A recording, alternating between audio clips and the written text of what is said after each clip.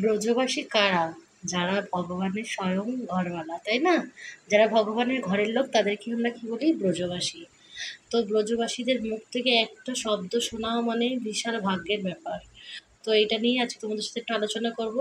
আর ব্রজবাসীদের মুখ থেকে যদি কীর্তন শুনতে হয়, ভজন শুনতে হয় ভগবানের বিষয়ে, তাহলে আজকের ভিডিওটা কিন্তু আপনার জন্য। অবশ্যই ভিডিওটা শেষ পর্যন্ত দেখুন, আশা করি আপনাদের খুবই ভালো লাগবে।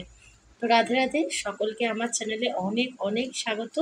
আশা করি আপনারা সকলে খুব ভালো আছেন। আপনাদের আর গোপালের আশীর্বাদে আমিও ভালো আছি। তো দেখুন, আজকে সকাল থেকে ব্লগটা স্টার্ট করলাম। তো আজকে একটু কাঁকরোল ভেজেছি, আর এদিকে তোমার পালং শাক করবো। অনেকদিন পর পালং শাক পেয়েছি, তো পালং শাকটা পাওয়াই যায় না একদম। তো ওই জন্য, আর তার মধ্যে দেখো পালং শাকটা বেগুন আর আলু দিয়ে করছি, কুমড়ো পাইনি, তো ওই জন্য বেগুন আর আলু দিয়ে পালং শাকটা করছি। তো পালং শাক খেতে কিন্তু আমার ভীষণ ভালো লাগে। পালং শাকে অনেক পুষ্টি থাকে, তো যারা নিরামিষ খায় তারা অবশ্যই পালং শাকটা সেবন করবে। তো আজকে দেখো গোপাল সোনাকে এই যে পালং শাক করেছি, কাঁকরোল ভেজেছি, আর পনির আলু দিয়ে রসা করে, পনির বলি সয়াবিন আলু দিয়ে রসা করেছি। তো এই রান্না করতে গিয়ে আমার অনেক বেলা হয়ে গেছে, আর এই বৃষ্টির জন্য আর কোনো কাজকর্ম করা যাচ্ছে না।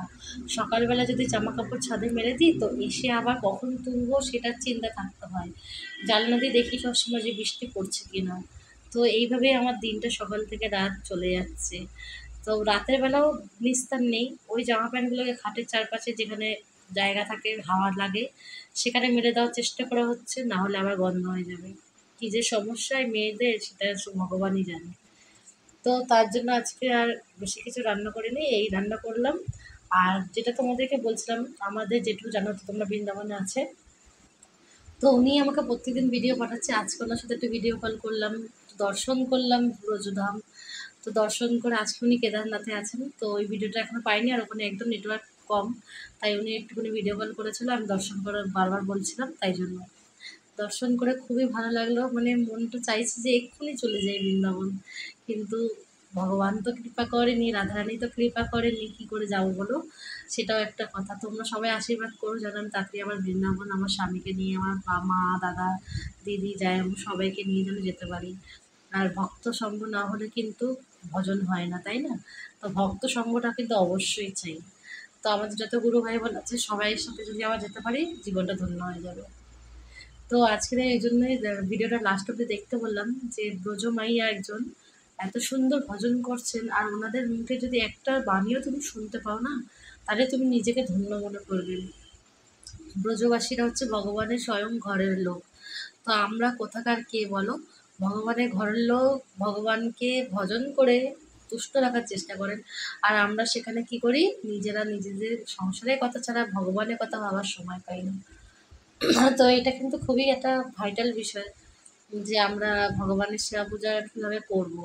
তো ব্রজবাসীরা কিন্তু রান্না করে সঙ্গে সঙ্গে গোপালকে সামনেই সেবন দেয়। ওনারা জামা প্যান্ট কিন্তু পাশই ছাড়েন না, কোনো নিয়ম নিষ্ঠা মানেন না, তাও ভগবানের প্রিয় হচ্ছে ব্রজবাসীরা। তো সেই ব্রজ মায়ের মুখে আজকে আমরা একটা ভজন শ্রবণ করব, আশা করি তোমাদের ভালো লাগবে। তো ভিডিওটা দেখো, তোমাদেরও আশা করি ভালো লাগবে। सकी तो ऐसी है। अच्छा जब अच्छा वो कह रही है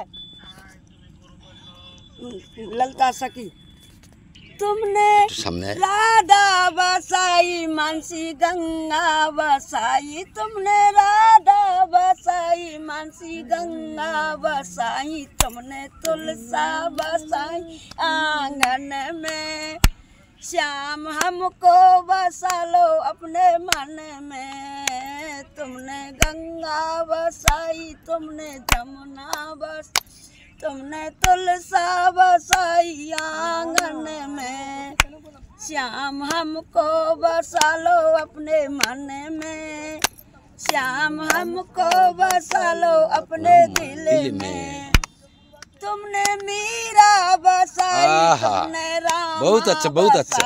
तुमने मीरा बसाई, तुमने रामा साई, तुमने तुलसा बसाई। जय जय श्री राधे। श्याम हमको बसा लो अपने मन में, तुमने तुलसा बसाई आंगन में, श्याम हमको बसा लो अपने मन में, হরি বল। তো শুনলে তোমরা ভজনটা, তো ওনারা এতটাই সরল সাদাসিধা হয় যে ওনাদের সাথে কথা বলতেও তোমার খুব ভক্তি হবে আর মন থেকে প্রসন্ন হবে। আমরা যখন বৃন্দাবনে গেছিলাম তখন ভগবানের ঘরওয়ালা মানে বৃন্দাবনের ব্রজবাসীরা ছিল ভগবানের বাড়ির লোক, তো ওনাদের কাছে আমরা গিয়েছিলাম, ওনাদের সাথে কথা বলেছিলাম, ওনাদের সাথে মানে প্রণাম করেছিলাম। আর ওনারা খুবই সরল সাদাসিধা মানুষ। আপনি যদি যান তো আপনাকে এমন করবে, আপনাকে আসতেই দিতে চাইবে না। আর আমি যে বিবাহিত ছিলাম উনি বুঝতেই পারছে না, বলে আমার ছেলের সাথে বিয়ে করে নাও এরকম বলছে, কিন্তু উনি বুঝতে পারেনি আমাদের শাখা সিঁদুর রয়েছে। ওনারা বোঝেন না, ওনাদের মধ্যে পায়ে আঙট থাকতে হয় আর হাতে চুড়ি, তাই এতেই ওনারা বোঝেন যে ইনি বিবাহিত কি বিবাহিত নয়। তো ওনারা খুব ভালো, ব্রজবাসীরা খুবই ভালো মানুষ। তো এনাদের মতো মানুষকে দর্শন করতে হলে অবশ্যই ভগবানের সঙ্গে সম্পর্ক রাখবে, ভগবান তোমাকে দর্শন করিয়ে দেবে। তো সবাই আশা করি বুঝতে পেরেছো। আর আজকের মতন ভিডিওটা আমি শেষ করছি।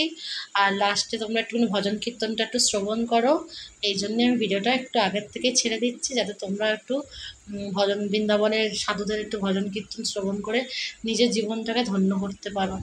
তো সকলেই খুব ভালো থেকো। আশা করি তোমরা আবার আমার ভিডিওটা দেখার জন্য অপেক্ষা করবে আর তোমরা দেখে নিজেদেরকে ধন্য করবে। তো রাধে রাধে, শুভরাত্রি, জয় শ্রীরাম। সকলেই খুব ভালো থেকো। কালকে আবার একটি নতুন ব্লগে দেখা হবে। রাধে রাধে।